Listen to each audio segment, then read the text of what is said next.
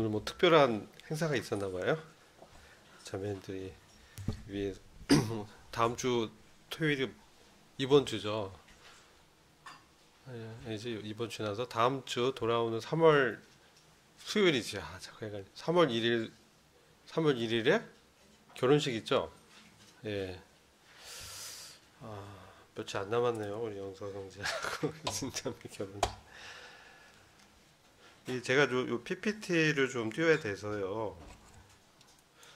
이게 올라가는지 한번 해본 다음에 안 되면은 제가 다른 방법으로 해야 될 것 같아서요. 좀만 기다려 주세요.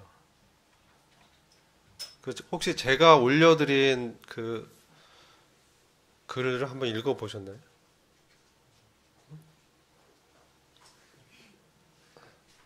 아직 못 읽어봤어요? 어, 알겠습니다.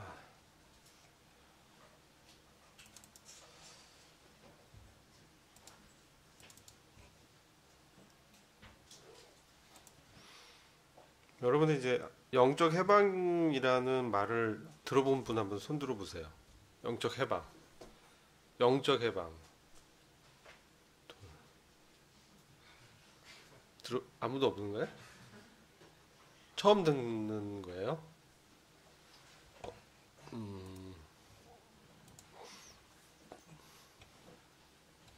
그러시구나. 자, 그리스도 안에 연합됐다. 이런 말은 많이 들었죠. 그리스도 안에 연합도 나 못 들어봤다. 그런 분 계신가요? 없어요? 왜 대답을 안 하지? 자, 그리스도 안에 연합됐다란 말을 한 번도 못 들어봤다. 없죠. 다 들어본 거죠. 네, 그래요. 알겠습니다.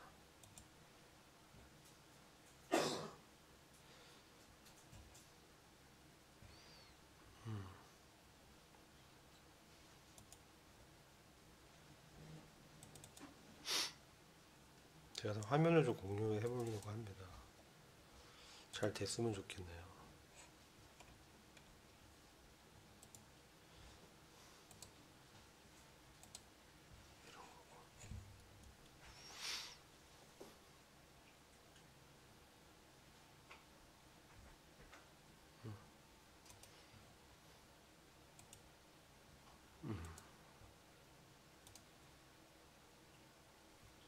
보이나요? 보이죠? 다행이네요.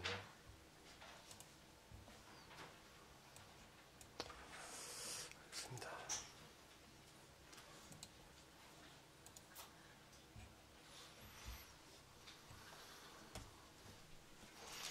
오늘 성경 본문은요, 로마서 6장, 7장, 8장 좀 왔다 갔다 하면서 좀 나누려고 하는 거예요.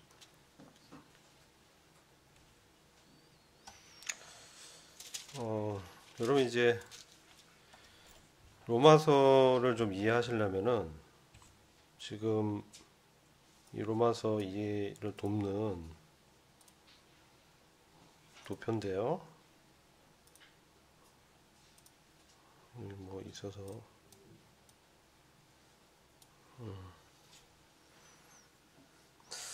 로마서 전체 구조를 한번 전에도 한번 설명드렸는데 오늘 좀 말씀드리고 교제를 하려고 합니다. 이 로마서가요. 1에서 2장은 이 거듭남과 죄사함에 대한 부분이 나오죠. 그리고 어떻게 그 죄에서 죄의 어떤 속박 가운데 있다가 거듭날 수 있는가. 여러분 이제 요한복음에 보면 거듭남에 대해서 나오잖아요. 그래서 물과 성령으로 태어나는, 다시 태어나는 거죠. 그래서 하나님의 자녀가 되는 거죠. 그리고 그리스도의 대속을 믿는 그런 사람들은 이제 죄사함을 받는 것이죠. 그래서 하나님의 나라의 어떤 백성이 되는 이런 죄사함에 대한 내용이 있어요. 3장부터 5장 11절까지가 이신득이, 이신칭이라고도 하는데 이신득이가 더 맞다 이런 말씀 드렸었고요. 하나님의 의가 선물로 우리한테 주어진 것이죠. 이전에는 이신칭이었죠. 구약 시대에도 이신칭의는 있었습니다. 아시죠? 아브라함이 하나님 믿음에 이것을 그에게 의로 여기셨다 이렇게 말씀하고 있잖아요. 그래서 하나님을 신뢰하는 사람들은 하나님께서 의롭다고 간주하는 것이죠. 근데 이제 신약에 와서 예수 그리스도께서 오셔서 십자가의 사역이 다 완성되고 부활하셨잖아요. 죽으시고 부활하시고 보혜사 성령을 보내셨어요. 그래서 우리가 그 그리스도를 믿는다. 이렇게 돼서 어떻게 됩니까? 이전에는 간주되었던 의가 실질적으로 우리에게 의가 주어진 것이죠. 그래서 하나님이 갖고 계신 삼위 하나님의 그 의가 동질적인 의가 우리에게 은혜로 주어졌다. 그래서 이게 이신득입니다. 그리고 5장 12절부터 8장 2절까지가 사실 주제가 완전 바뀝니다. 그러니까 그 이전까지는 죄들을 다뤘어요. 죄들을 다뤘는데 이제 5장 12절에는 죄성을 다룹니다. 죄성. 그러니까 이전에는 죄들의 해결, 죄들의 사함. 그래서 믿는 이가 죄가 이제 해결됐다. 죄의 처벌에서부터 우리가 면제받은 그런 것이죠. 그래서 천국의 입장권을 획득했다. 근데 5장 12절부터는 성화를 다루는 거예요. 성화. 거룩하게 우리가 변화되어 가는. 신분적으로는 거룩하지만 실질적으로 우리가 그리스도를 닮아가는 그런 과정을 성화라고 하잖아요. 이 성화의 과정에서 중요한 진리가 이 이신특위와 영적 해방의 교리. 이게 중요합니다. 그래서 이 죄성을 어떻게 해결하는가 이 부분을 다루는 거예요. 그리고 이 부분이 이제 해결되면 이제 양자의 영, 성령의 인도함을 받는 그런 삶을 살아가는 것이죠. 이 로마서 8장 3절 이하부터 끝까지 실질적인 삶에 대해서 다루고 있습니다. 그래서 이건 아들들의 영광 뭐 이렇게 얘기하죠. 로마서 8장을 보면 하나님의 아들들이 나타나기를 피조물이 고대하고 있잖아요. 그러니까 저희들도 하나님의 아들들이거든요. 그래서 하나님의 아들들의 영광에 우리가 들어가기 위해서 사실은 하나님께서 우리를 구원하신 것이죠. 그래서 이런 복음을 뭐라고 하냐면은 하나님의 복음이라는 거예요. 하나님의 복음. 그리고 우리가 복음서에서 교제했던 내용들은 이제 하나님 나라의 복음 뭐예요? 천국 복음. 그렇죠? 천국에 들어가는 그런 복음이라는 것이죠.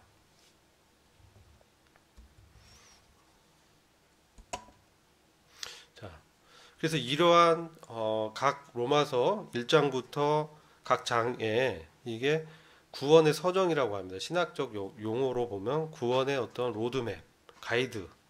우리가 영적인 구원, 성화 과정을 이 땅에서 어떤 과정을 거쳐서 성화되는가 그것을 이제 다루는 거예요. 그래서 아까 1장, 2장은 모든 사람이 죄악에 빠져 죄를 이기지 못한 무기력한 상태에 있었고 그들이 늘상 죄에 져서 살아가는 모습을 우리가 볼 수 있었죠.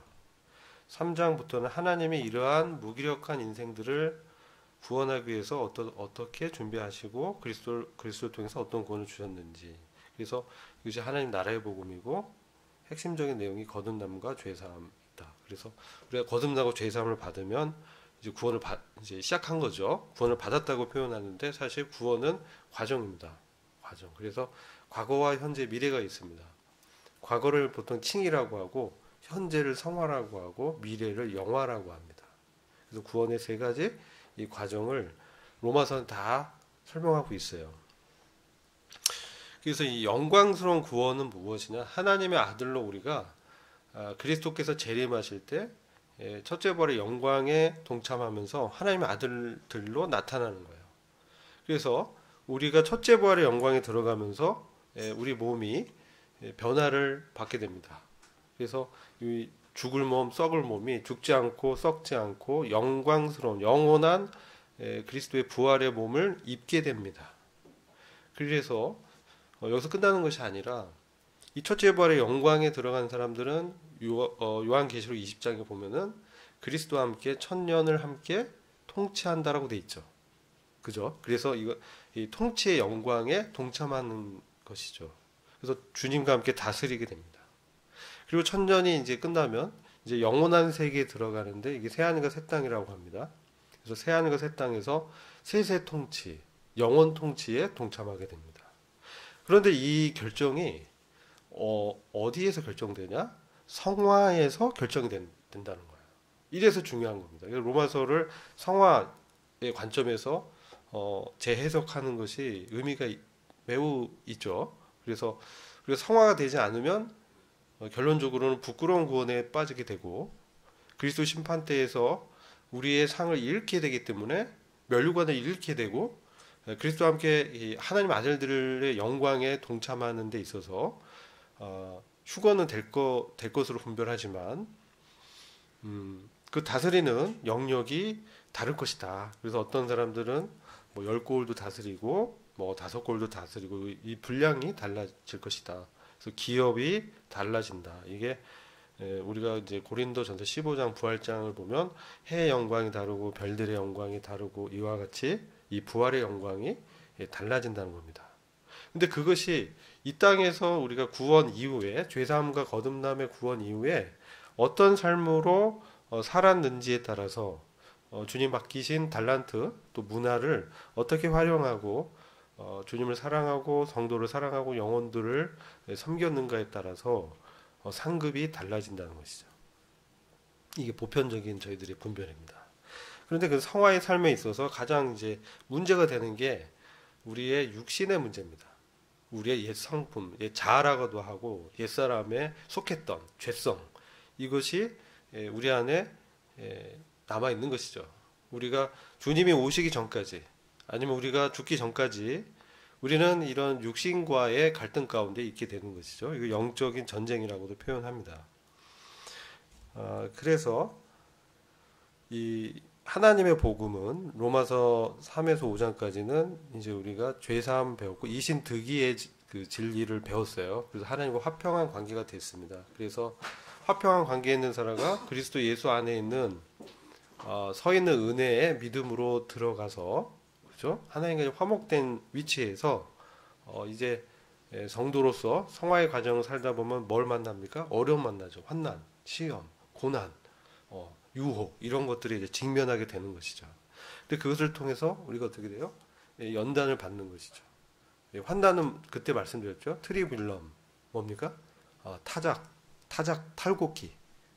그래서 우리가 탈곡당하는 거예요. 연단이란 건 우리가 미랄이 이제 하늘의 미랄이 땅에 떨어져 썩어져서 죽어야 열매를 이렇게 맺잖아요. 그죠? 그런 것처럼 우리가 우리의 육신에 속한 이 육신의 이 성품들이 벗겨지고 깨져 나가야 그래야 이게 뭡니까? 자기 부인이죠. 그러니까 우리가 제자가 되려면 그러니까 성화의 과정은 제자도예요. 한마디로 제자의 삶이 성화입니다.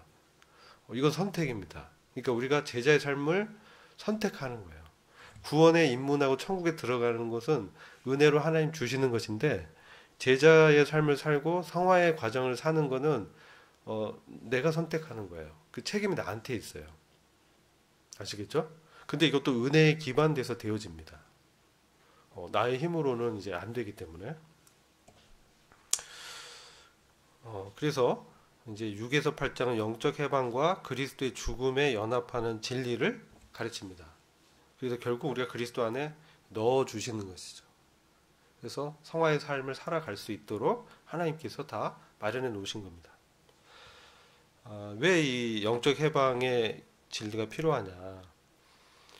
처음 들어보셨다라고 하니까 이것은 뭐냐면요. 이따가 이제 정의라든지 성경 구조를 이제 말씀드리겠지만 우리가 이 성화의 과정을 살아갈 때 이 영적 해방의 어떤 경험을 통해서 그리스도 안에 연합된 삶을 실제로 살 수 있게 되기 때문에 중요한 거예요. 로마서 7장을 보면 신자의 그 갈등이 잘 그려져 있죠. 영적 상태가. 그래서 죄와의 갈등과 전투 속에서 실패하는 이런 모습. 그러면서 구원자와 해방자를 찾는 오라 나는 공고한 사람이로다 누가 나의 이 사망의 몸에서 죽을 몸에서 건져낼 수 있겠는가라는 이러한 호소를 하고 있습니다. 이러한 갈구를 하고 있는 것이죠. 이런 어떤 갈등에서 정말 해결받고자 하는 열망이 있는 것이죠. 그래서 여러분들이 이 성화의 열망이 있어야 되는 거죠. 왜냐하면 아까 말씀드렸잖아요. 모두에 왜 성화가 중요하냐? 우리 영광에 관계된 부분이기 때문에 매우 중요하다. 그래서 이 영광에 들어가기 위해서 성화가 되어야 되고, 성화의 구원에 그것이 되어지기 위해서는 뭐가 필요하냐? 영적 해방의 실제가 우리 안의 삶 속에서 체험되면서 그리스도를 경험해야 된다는 것이죠. 그래서 이게 중요한 거예요.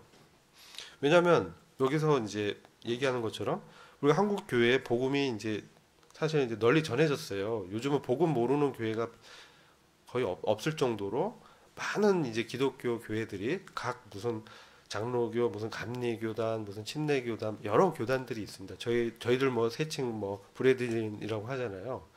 그러죠. 크리스찬 브레드린이라고 얘기합니다. 기독교 형제회. 그래서 우리는 이제 더 보수적인데 이런 복음이 널리 전해지고 있는데도 불구하고 처음에는 구원의 감격, 그리고 기쁨 때문에 예배를 이제 참 뭡니까? 진짜 간절히 드립니다. 근데 어느덧 이 감격이 지나가고 어려움이 오고 하면은 어떻게 됩니까?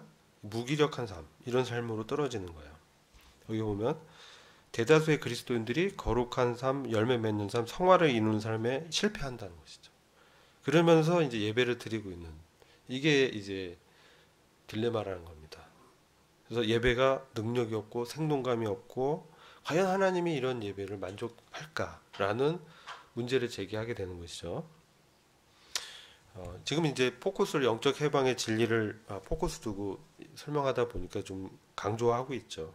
사실 이런 영적인 무기력함, 세상을 이길 수 있는 힘이 없는 것은 보편적인 기독교계의 상황이에요. 그럼 뭐가 잘못된다? 그러면 바로 이 성화의 복음에 대한 조명이 안 되어지고 있다라는 것이죠. 그래서 구원 받고 나면 다 마치 다 되어진 것처럼 가르치고 그래서 그냥 방치가 된. 그래서 이것이 성경에 보면은 두 가지 양상으로 나타나죠. 고린도 교회의 상황. 고린도 교회는 어떤 상황이냐? 무법주의 비슷하게 교회에 어려움들이 있었습니다. 그리고 갈라디아 교회는 뭐죠? 율법주의. 그래서 방임하는 형. 무법이란 뭐냐면 구원 받았으니까 이제 대충 살아도 돼. 상급 필요 없고 나는 천국에 들어가니까 만족해. 그러면서 막 사는 거예요. 방임된 삶. 그래서 심지어 그 삶이 세상 사람보다 더 이제 퀄리티가 떨어지고 어떻게 이제 그런 삶이 나타날까 정도, 예, 본인이 이제 그리스도인이란 말을 도저히 할 수 없는 지경까지 가게 되는 상황이 이제 있고, 다른 한편에서는 진짜 율법을 말씀을 지키려고 하고 막 바리새인처럼 이제 그런 율법 아래서 수도승처럼 이제 고행을 하는 사람처럼 금욕하고 이렇게 상반된 양상으로 나타났습니다. 이것은 사실 이제 로마서의 복음을 잘 이해를 못해서 그랬다 이렇게 분별합니다. 그래서 왜 이 영적 해방이 필요하냐? 이 영적인 해방은 뭔가 우리를 구속하고 있다는 거죠, 여러분. 우리가 요한복음 보면 진리가 너희를 자유케 하리라고 했는데 실제 자유로운 죄에서 자유롭다는 뜻입니다. 이게 오해에서 모든 책임에서 자유로운 게 아니고요.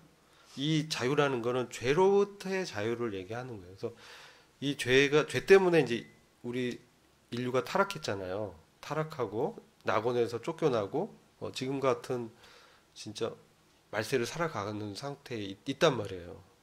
그러면 여기서 정말 뭐 참된 인간성 회복이라든지 영성의 회복이라든지 구원에 합당한 삶을 살고 복음에 합당한 삶을 사는 이런 것들이 말로 이렇게 얘기하는데 실제가 못 되는 상태에 있다는 거예요, 결국은. 그래서 이 종교성에 빠져요, 사람들이. 종교는 뭡니까? 아담과 하와가 그 자기네들이 죄를 짓고 하나님의 명령을 어기고 죄를 졌잖아요. 그러면서 자기들이 이제 벗은 자라는 걸 발견합니다. 그죠? 부끄러움이 생기고 하나님의 임재를 떠나니까 그들 자신에게 포커스가 온 거죠. 부끄러움에 노출된. 그래서 뭘 했어요? 이 부끄러움을 가리기 위해서 무화과 나무 잎으로 수치를 가렸습니다. 이게 뭐예요? 종교 행위예요. 종교가 그때부터 출발한 거 사실. 그러면서 이 막 가리고 자기 어떤 공적을 쌓아서 하나님 앞에 의로움을 인정받으려는 거. 이게 종교입니다. 그래서 자기 의 그리고 그 기저에는 나는 당신보다는 이제 낫다라는 교만한 마음, 비판하고 비교 의식 같은 거. 그리고 원래 하나님의 그 말씀의 그 이름의 뜻은 하나님이란 이름의 뜻은 I am that I am, 에고 에이미. 그래서 나는 스스로 존재하는 주권자다. 전능한 스스로 존재하는 그런 분이란 뜻이죠. 누구의 도움도 없이 스스로 정말 존재한 분이에요. 이런 분은 온 우주에 하나님뿐이 없죠. 나머지는 뭡니까? 하나님에 의해서 피조된 창조된 피조물이라는 거예요.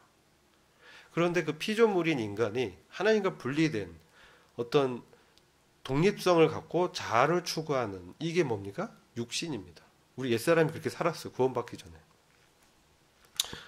그런데 구원받은 이후에도 다시 옛사람의 그 육신에 따라서 살려는 이 관성이 작동해서 다시 종교화로 빠지게 되고 육신적인 삶으로 이렇게 돌아가는 그런 것들이 이제 나타난다는 거예요. 그 로마서 7장은요, 믿음으로 하나님을 의를 얻은 자가 행위로 거룩하게 되려는 노력을 이제 하게 됩니다. 그러니까 우리가 하나님의 의를 얻었는데 그 다음에 이제 거룩하게 되려고 자기의 행위를 의지하게 되는 거예요. 열심히 해보고 이거 굉장히 중요합니다. 말씀대로 살아보려고 하고 주일도 잘 지키려고 하고 그죠? 복음도 잘 전해보려고 하고 이런 거는 굉장히 좋은 거예요. 근데 이것을 나의 어떤 자원으로만 하려고 할 때 문제되는 거죠. 이러한 노력들은 사실 자기 의를 추구하는 거고 사실 하나님에 대한 열심은 있지만 지식을 알고 추구하는 게 아니라는 거예요. 결국 하나님 의는 안 받아들이고 자기 의를 자꾸 추구하게 된다는 것이죠. 그랬을 때 이게 법 아래 있는 사람입니다. 로마서 7장이 이제 법 아래 있는 사람이라고 얘기해요. 법을 알고 있는 사람들. 그래서 이 율법을 알고 그러니까 구원받은 사람이라는 거예요. 하나님 말씀을 잘 아는데 여전히 그 자기의 육신을 의지해서 사는 것이죠. 그거에 대해서 율법에 대해서 죽었다라고 말씀하는 거예요. 율법에 대해서 죽었기 때문에 영의 새로운 곳을 섬기자. 이게 로마서 7장 4절이죠. 로마서 7장 4절 한번 같이 읽어볼게요.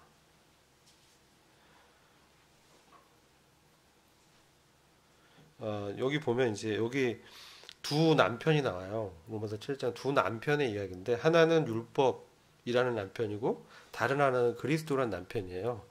그런데 이 법을 아는 법 아래서 어떤 자기의 의를 추구하고 자기의 자원으로 하나님을 섬기려는 사람들이 있었어요.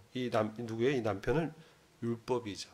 그래서 이 율법에 매여 있는 사람이 나옵니다. 근데 이 사람이 여인으로 표현되는 이건 우리를 얘기하는 거예요. 여인이 이 율법에서 벗어나는 이 율법에서 해방되는 방법은 2절 보면 이 벗어난다는 것이죠. 율법에서 벗어나는 거. 이게 해방이에요. 벗어나는 거. 율법의 속박에서 율법 정신에서 율법 시스템에서 벗어나는 거. 자유롭게 되는 거. 이게 해방입니다. 영적 해방은 이제 세 방면에서 말씀하는 겁니다. 하나는 율법에 대해서 얘기하는 거예요.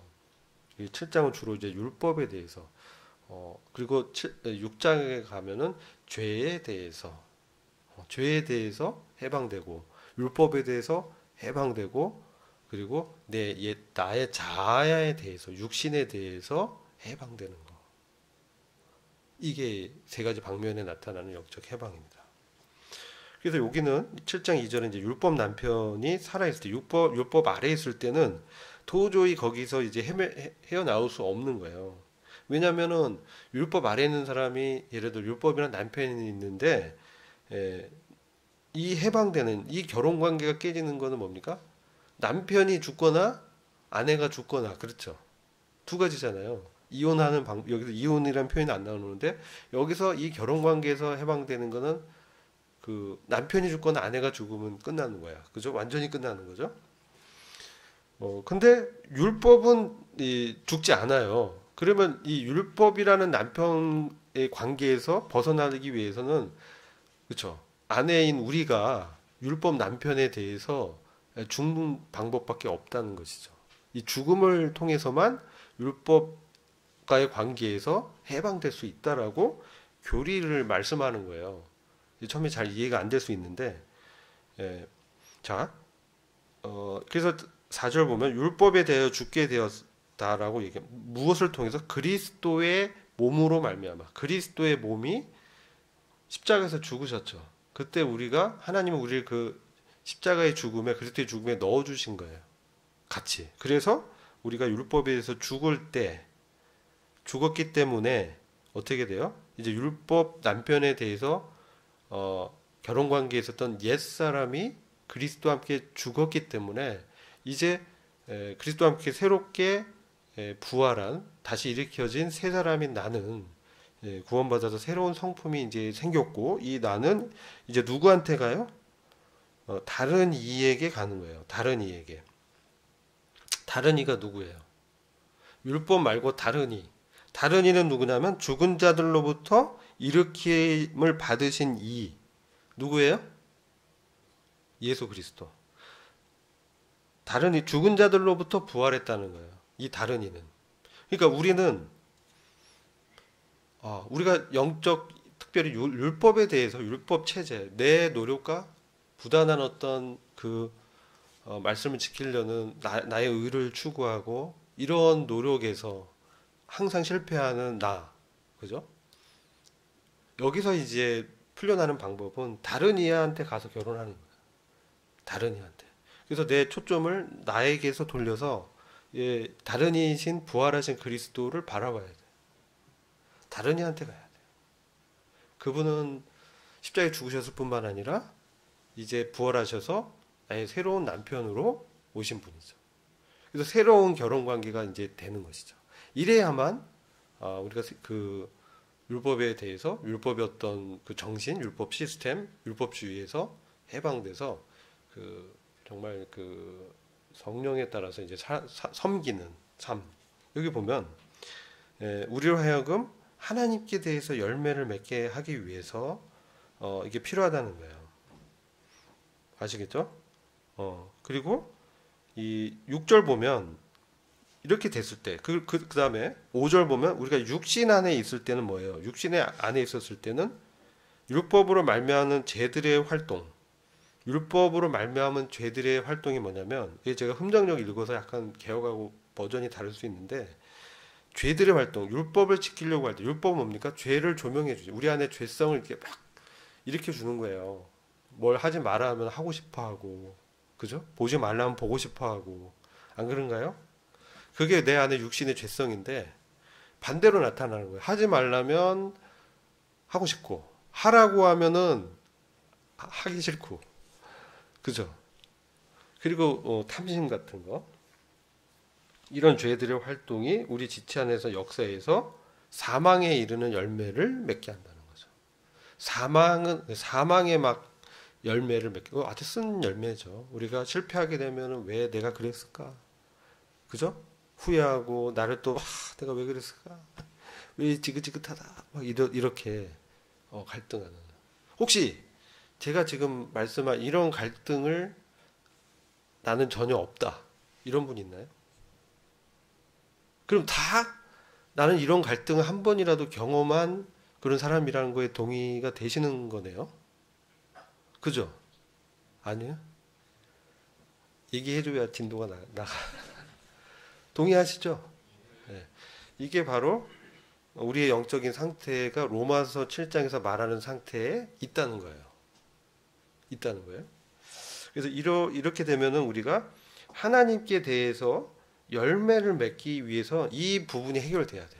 여기서 해방돼야 돼. 우리가 하나님 기쁘시게 하고 정말 그리스도 안에서 연합된 그런 거룩한 성도의 삶을 살려면 이 부분이 해결돼야 돼요.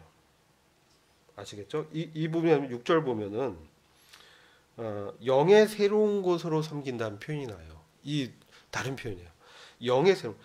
이전에 율법 조문의 낡은 것으로 섬겼다라는 거죠. 이전에는.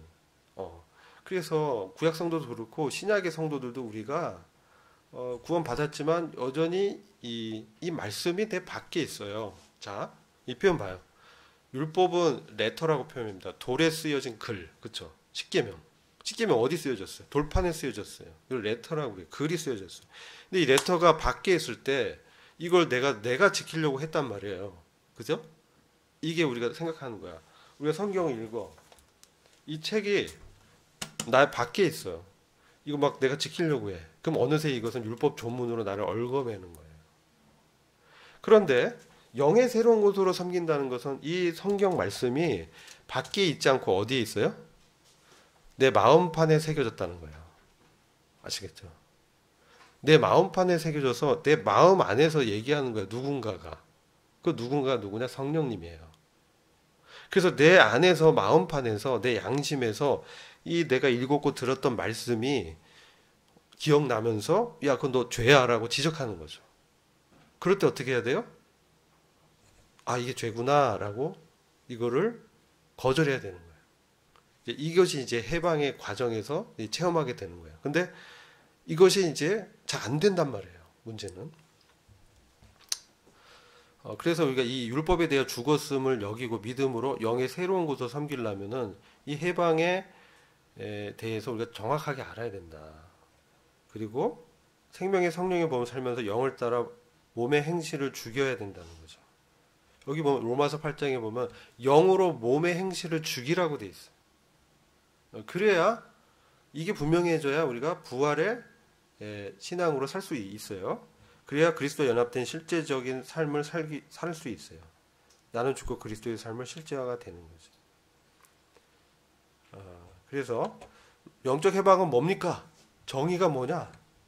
자, 이것은 우리가 아까 하나님을 기쁘시게 섬기려고 하고 열매를 맺어야 되기 때문에 필요하다라고 말씀드렸죠.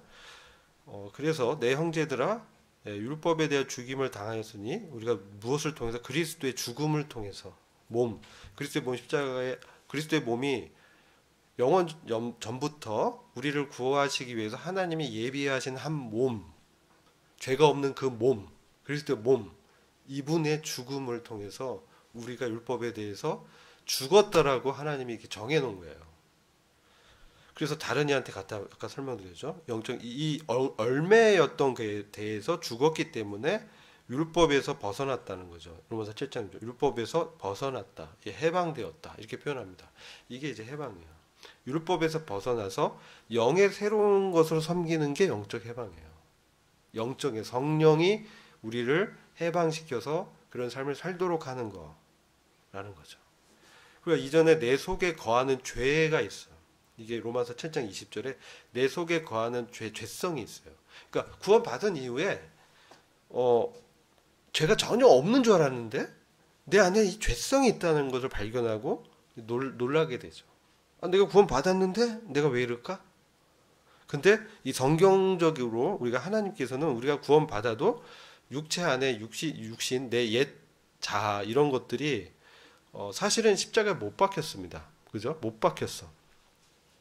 그런데도 불구하고 못을 이렇게 빼고 마치 살아있는 것처럼 우리한테 영향력을 행사한다는 거예요.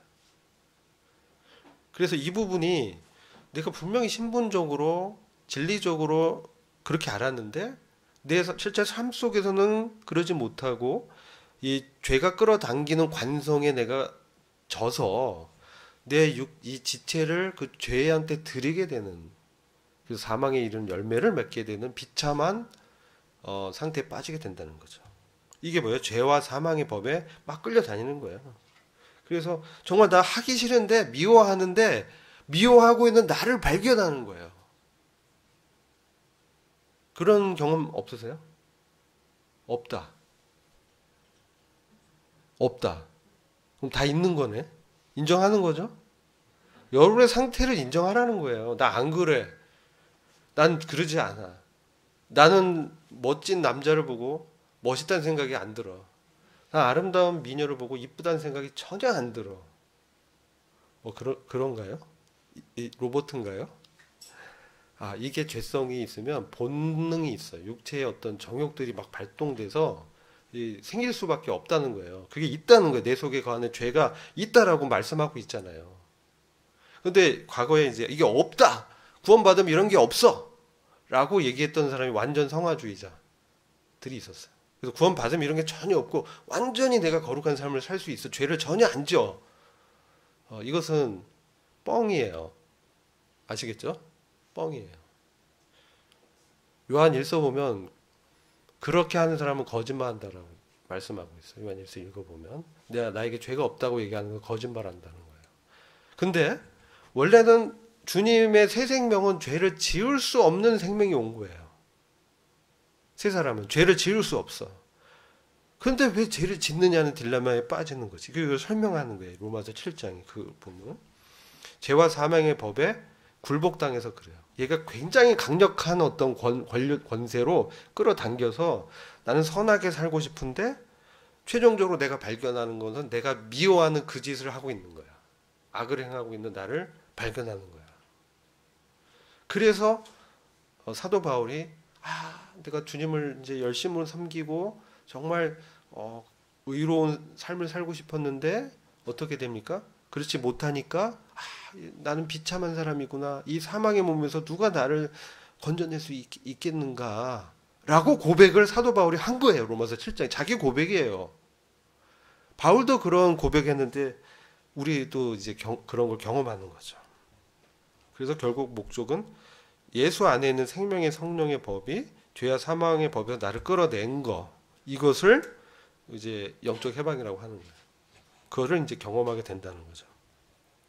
이것은 다 알죠. 신분적으로 의롭게 되는 거하고 실제 의로운 거하고 다르다는 거예요.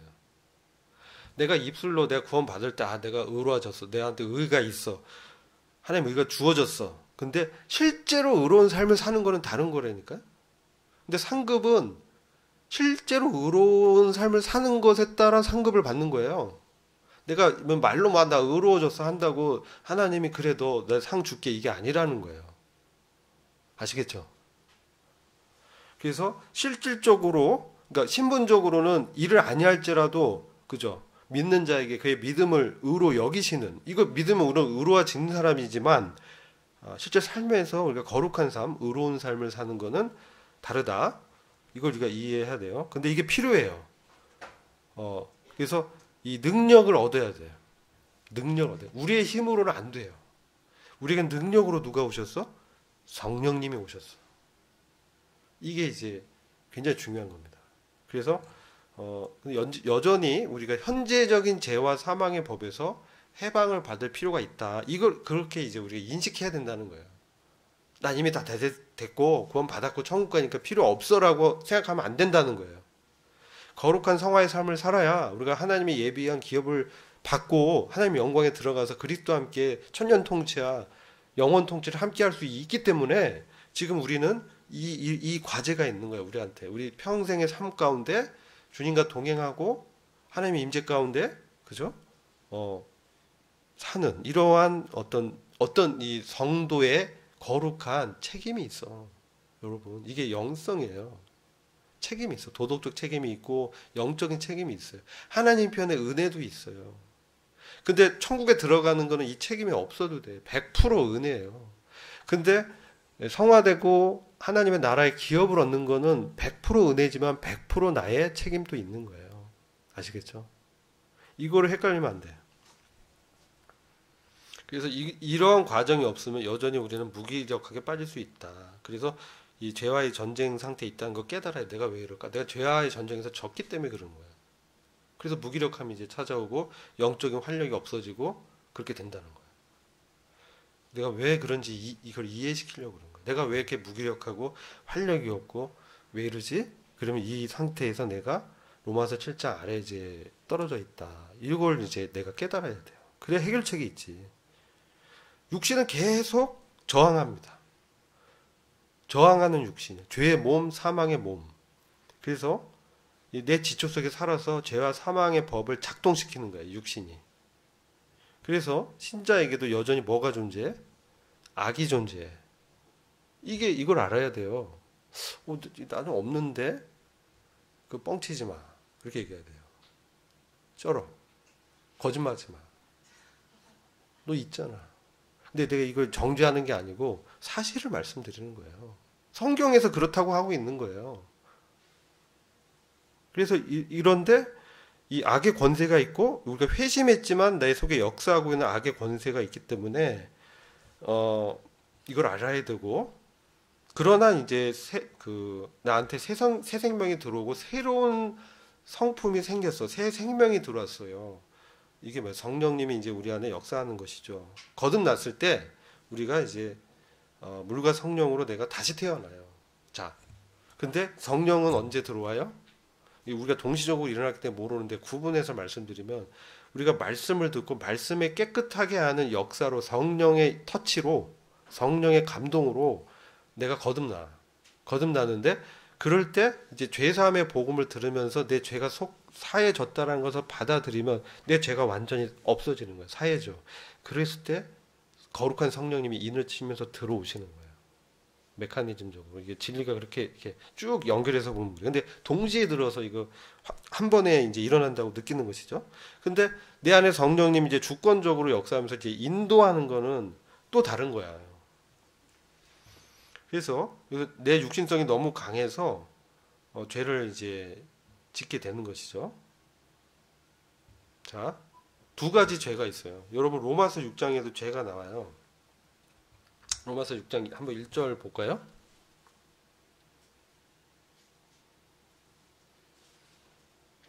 시간이 막 벌써 다 됐네요.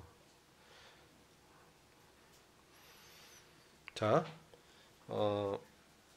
로마서 6장을 보면 그죠? 그런즉 우리가 무슨 말하려 은혜가 넘치게 하려고 죄 가운데 거하겠느냐, 그죠? 죄 가운데 거하겠느냐. 자, 로마서 6장부터 설명드릴게요. 로마서 6장 밑에서 세 번째 블링크 포인트 보면 자유를 얻었어요. 그죠?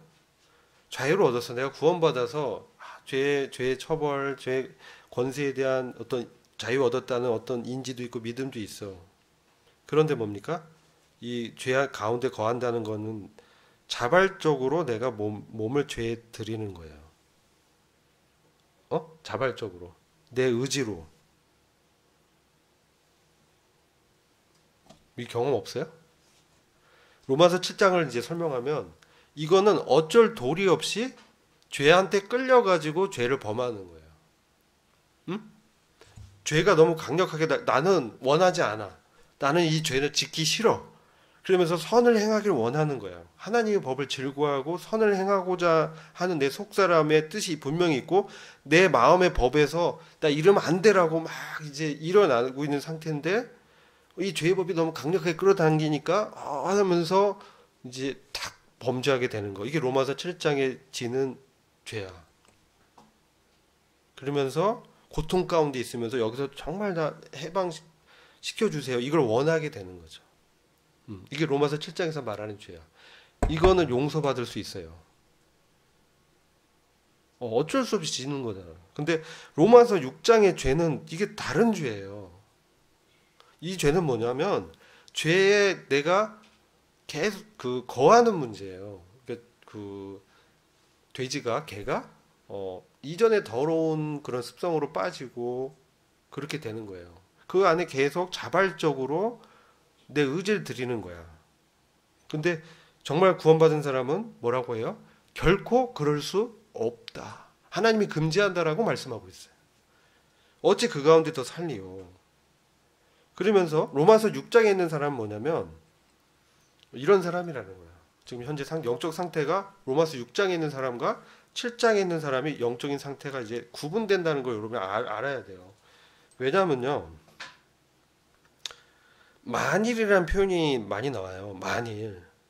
그래서 로마서 6장 5절 보면 만일 우리가 그분의 죽음 같은 모양으로 함께 죽었으면 함께 심겨졌으면 이렇게 만일 이 얘기는 뭐냐면 그리스도의 연합의 진리를 내가 들어서 그리스도와 함께 죽었다라는 것을 교리적으로 이해를 했는데 만일이라는 얘기는 뭐냐면 내 개인적 주관적으로 적용을 안 하는 거예요.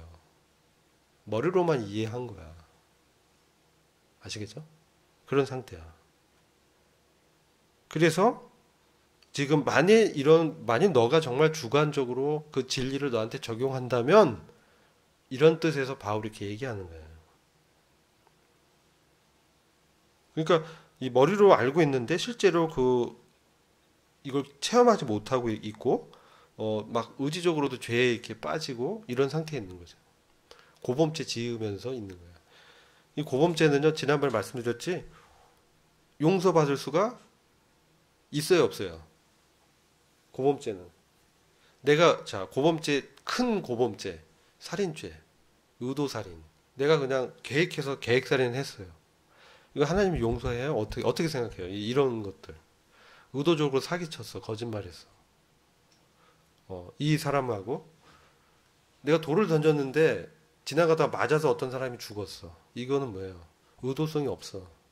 과실치사라고 해. 이런 거는 법에서도 용서해 주죠. 룸이 달라. 형량도 다르고. 계획살인은 진짜 살인죄예요. 성경에서 구약의 율법 보면 계획살인하는 사람은요, 피로서 갚는 거예요. 용서가 아니라 그 사람의 목숨으로 갚아야 돼요. 여러분이 아는 도피성 있죠. 도피성에 도망가서 목숨을 이제 구하는 사람은 과실치사예요. 과실치사로 어쩌다가 돌을 던졌는데 지나가다가 맞았어. 근데 죽었어요. 어떤 죽음에 책임져야 되잖아. 근데 이건 자기 의도가 없기 때문에 도피성 대신 그리스도 안에 들어가면은 용서받는 거예요. 근데 내가 의도적으로 고범적으로 그런 죄를 계획으로 저지르는 거는 구약에서도 용서를 받지 못했어요. 신약에서는 어떻게 되겠어요? 어떻게 생각해요? 그러니까 여러분들이 복음을 정확히 이 성경 신약 성경 전체에서 우리가 받은 복음은 의도적으로 그런 죄에 거하는 거는 God forbid. 하나님이 금지했어요. 하나님이 금지한 거예요. 근데 금지한 걸 계속 짓고 있는데 뭐라고 생각하냐면 이렇게 생각하는 거예요. 이게 로마서 7장으로 헷갈리는 거예요. 로마서 6장에 고범죄와 의도적인 죄를 지었는데 내가 어쩔 수 없이 이게 죄에서 세력 때문에 내가 졌어라고 생각할 수 있다는 거예요. 그걸 잘 구분해요. 아시겠죠? 그럼 6장에 있는 죄를 지은 사람은 하나님이 금지한 죄를 계속 짓고 있는 거예요. 그럼 왜냐? 첫 번째, 구원받지 않았어. 구원받은 생명이 없기 때문에 그런 거야. 근데 구원받았는데 그런다면 뭐냐? 이거는 영적으로 뭔가 굉장한 문제가 있는 거야. 그래서 하나님은 어떻게 해요? 징계하는 거예요. 그걸 육신을 이제 빼내기 위해서, 육신을 이제 보여주고, 그걸 이제 거룩하게 정화시키려고 하나님이 그런 부분을 다루는 거예요. 달라요. 자. 그래서 로마서 6장 16절에 그럴수록 너희 자신을 종으로 들여 누구에게 순종하든지 그 순종함을 받는 자의 종이 되는 줄 너희가 알지 못한다. 혹은 죄의 종으로 사망에 이르고 혹은 순종의 종으로 의에 이르느니라. 여러분들이 지금 제가 이게 말씀한 거를 헷갈릴 수도 있는데요. 초대교회 고린도전서 11장에 이런 교회 문제가 생겨서 분열이 일어나면서 만찬을 이제 뗄 때 같이 안 떼고 먼저 온 사람이 떼고 자기들이 다른 성도들보다 좀 우월하고 비교 의식이 있고 그러니까 사도 바울이 그러지 말라고 권면해도 안 들었어요. 그때 어떤 일이 있었어요? 예? 고린도전서 11장 가볼게요.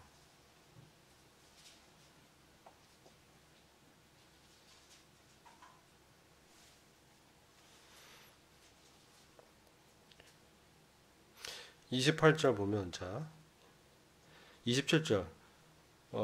자, 여러분, 이제, 우리가 만찬을 낼 때잖아요. 만찬을 뗄 때 누구든지 주의 입방과 잔을 합당치 않게 먹고 마시는 자는 주의 몸과 피에 대하여 죄를 짓는 것이다. 아시겠죠?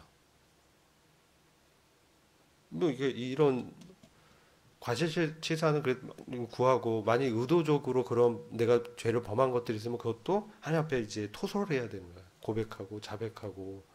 그래야 하나님 관계가 이제 해결되는데 그렇지 않지 그냥 난 용서받았고 천국 가니까 나 괜찮아 하고 먹으면 뭐라고 해요? 자기 죄를 먹고 마시는 거예요 그냥. 구원받은 사람이잖아요. 만찬 떼고 있는 사람이잖아요. 근데 이게 계속 이런 상태에 그냥 계속 있으면 어떻게 돼요? 29절 합당치 않게 먹고 마시는 자는 정죄를 먹고 마신다. 정죄 받아서 30절 이런 까닭에 너희 가운데 세 가지가 나타나. 약해져. 영적으로 무능력해져. 그러니까 내가 영적으로 무기력해지는 건 이런 게 걸려 있을 수 있어요.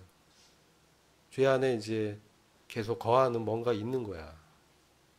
하나님 앞에 자백하고 해결받아야 돼요. 두 번째, 계속 그러면 하나님이 그를 징계할 때 병을 주시기도 해요. 그런데도 계속 그러면 어떻게 돼요? 제가 여러 번 말씀드렸잖아요. 잠든 자가 많다. few가 아니라 many people이 그랬다. 많은 사람이 잠들었다. 이게 뭐예요? 죽었다는 얘기예요. 죽음의 징계를 당하기도 했다. 사도행전 5장에 보면 그 나오잖아요. 성령을 속여서, 그죠? 죽은 두 부부 아나니아와 삽비라. 그다음 사람들이 구원 안 받았다고 누가 그러는데 구원 받은 부부예요. 근데 성령을 속였기 때문에 죽음의 징계 당한 거예요. 이 겁주려고 하는 게 아니라 하나님의 그 말씀을 나의 기준으로 낮게 적용하지 말라는 거예요. 하나님의 말씀의 기준은 그때나 지금이나 동일해요. 근데 이 복음을 기독교에 전했던 분들이 내 구원 받았으면 괜찮아라고 생각하면서 자기가 의도적으로 죄에 이제 거하는 문제도 괜찮다라고 착각을 하고 있는 거예요. 안 그런 거예요. 아시겠죠? 괜찮은 게 아니에요. 하나님 앞에 나가서 자백하고 고백하고 돌이켜야 돼요. 회개해야 돼요. 안 그러면 어떻게 돼요? 자기 죄를 계속 먹는 거예요. 그 영적인 무기력해지고 능력이 안 나오는 거예요. 내가 왜 이렇게 무기력한 삶을 살았을까? 이 상태에 있기 때문에 그런 거예요. 성경이 말하고 있잖아요. 누구의 종으로 순종하고 있느냐? 의에게 순종하냐? 죄에게 순종하냐? 그죠? 심는 대로 거두는 거예요. 그래서 이게 생명이 바뀌었잖아요. 우리가 새로운 생명이 들어왔으면, 그래서 아까 이제 이 두 가지 상태를 다른 거를 우리가 분별해야 돼요. 말씀을 이렇게 보면서 내가 지금 어떤 상태인가? 내가 죄를 짓는데 심상하게 괜찮아라고 막 계속 거의 짓고 있는지, 아니면은 죄를 질 때 내가 이렇게 하면 안 되는데 하나님 제가 또 넘어졌군요. 더 이러고 싶지 않습니다. 거룩한 삶을 살고 싶습니다. 이 선택하는 거예요. 선택. 내가 어떤 걸 선택하느냐의 부분이에요. 이걸 여러분들이 정확히 알아야 돼요. 근데요, 내 거룩한 의지는 있는데 이걸 실천한 능력이 없는 경우가 로마서 7장이에요. 아시겠죠? 의지는 내가 명확해. 계획살인도 아니고 난 그러고 싶지 않아. 근데 이걸 여전히 내가 이걸 감지하지 못하고 있다? 문제가 있는 거예요. 영적으로 되게 둔감한 거예요. 아니면 그래서 진리를 알지니 진리가 너희를 자유케 한다. 이게 사실은 진리가 자유케 하는 거예요. 내가 막 해서 어떻게 해방받고 그게 아니라 하나님의 말씀의 능력이 나를 자유케 하는 거예요. 진리 대신 그리스도께서 나를 거기서 해방시키는 거예요. 이런 삶을 우리가 원하는 이런 삶을 가능케 하는 거는 우리 능력으로 안 돼요. 하나님의 능력으로만 돼요. 그래서 사실 복음에 하나님의 능력이 나타내서, 그죠? 하나님의 의가 나타내서 믿음으로 믿음에 이르게 한다. 십자가의 도, 십자가의 말씀은 뭡니까? 사람들은 이걸 부끄럽다고 피하지만 구원을 얻는 우리에게는 하나님의 뭐예요? 능력이라고 했어요. 십자가의 말씀이 우리를 자유케 하는 거예요. 십자가의 말씀이 뭐예요? 내가 그리스도와 함께 정말 옛사람은 무기력하고 정말 이 죄의 권세에 휘둘렸던 이 옛사람과 육신이 그리스도께서 십자가에서 죽으실 때 나도 하나님께서 같이 못 박았다. 그래서 내가 죽었다. 이제 사는 나는 내가 사는 것이 아니요. 나를 사랑하사 자기 몸을 들이신 하나님의 아들을 믿는 믿음 안에서 사는 것이다. 이 말씀이 실제로 나한테 경험되고 적용이 돼야 돼요. 그래야 참된 이 자유로운 이런 삶을 살아갈 수 있는 거예요. 아시겠죠? 그러면 이제 내가 이런 어떤 상태다? 그러면 분별해 보시고 내가 로마서 6장의 상태냐 7장의 이런 상태에 있는지 정말 이제 냉정하게 하나님 앞에서 나를 이렇게 보시고 여기에서 나를 구해 달라고 이 사도 바울의 고백처럼 누가 나를 이 사망의 몸에서 건져낼 것이냐. 여기서 뭐냐면 이 사도 바울이 비참하다 wretched라고 해요. wretched 하면 뭐냐면 난파선이야. 난파선. 배가 난파된 상태야. 그래서 막 내가 어떻게 해보려도 이 배가 이게 못하는 거야. 그때는 제가 주님께 다 내려놓고 뭐예요? 다 버려야 돼. 어떻게 돼요? 응? 강력한 그 폭풍 속에서 이 살아남으려면은 배를 가볍게 해야 돼. 내가 의지하고 있는 것도 다 버려야 돼. 다 내려놓고 내가 알량한 내 지식, 나의 무슨 뭐 나의 학벌, 뭐 나의 무슨 자격증, 뭐 나의 건강, 뭐 나의 미모, 뭐 나의 헬스, 뭐 이거 싹 다 내려놓고 하나님 앞에 그냥 엎드리는 거예요. 하나님, 전 정말 하나님 없이 아무것도 못하는 자입니다. 하나님이 절대적으로 필요한 자입니다. 저를 긍휼히 여겨 주셔서 이 사망의 몸에서 저를 해방시켜 주십시오. 이 간절한 열망이 있어야 돼요. 하나님께서도 에스겔서 33장 보면 내가 이런 약속을 줘도 너희가 구하지 않으면 이거 안 주겠다 그랬어요. 그러니까 여러분들이 이런 걸 정말 구하셔야 돼요. 간절하게 바라셔야 돼요. 열망이 없으면 열망이 생기게 해달라고 기도해야 돼요. 이 방법밖에 없어요. 다른 방법이 뭐가 있겠어요? 하나님 앞에 겸손히 나와서 인정하고 나가 어떤 사람인지 인정하고 내려놓고 구할 수밖에 없어요. 그러면 성령님이 역사하는 거예요. 그래야 성령님이 내 안에 진정한 통치자로 나를 다스릴 수 있는 거예요. 왜 나타나지 않겠어요? 성령님이 나를 다스리지 않기 때문에 그래요. 왜 그래요? 내가 세서 그래요.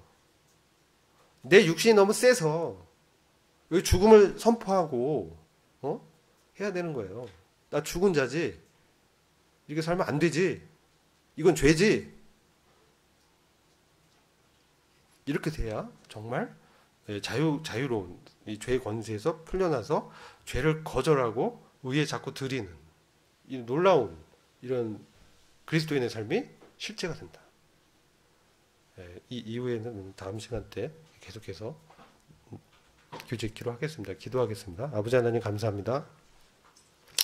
오늘 저희들 영적 해방의 진리를 배웠습니다. 주님, 저희들의 삶 가운데 이러한 그리스도 안에 연합된 믿음의 실제적 삶이 나타날 수 있도록 주님 저희들을 축복해 주시고 저희들이 어떤 상태에 있든 주님 앞에 정직하게 나와서 내려놓고 기도할 수 있도록 은총을 베풀어 주실 기도합니다. 주님께 참으로 의탁을 드리옵고 예수 그리스도의 이름으로 기도했습니다.